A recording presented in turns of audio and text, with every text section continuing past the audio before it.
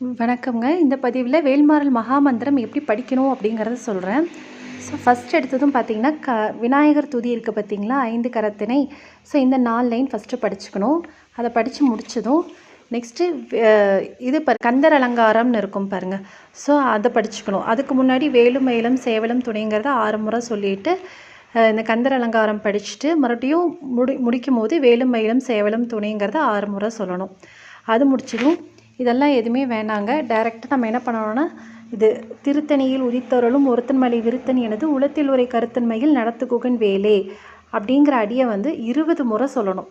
20 முறை சொல்லிவிட்டு அடுத்து இங்கே பாருங்கள், நெக்ஸ்ட்டு ஒவ்வொரு அடிக்கு கிளியும் அடுத்து பருத்த மொழி சிறுத்த இடை வெளுத்த நகை கருத்த குழல் சிவத்த இதழ் மரச்செருமை விழிக்கு நிகராகும் அப்படிங்கிறத சொல்லி முடிச்சுட்டு உடனே திருத்தணியில் உதித்தருளும் ஒருத்தன் மலை விருத்தன் எனது அப்படிங்கிறத சொல்லணும்.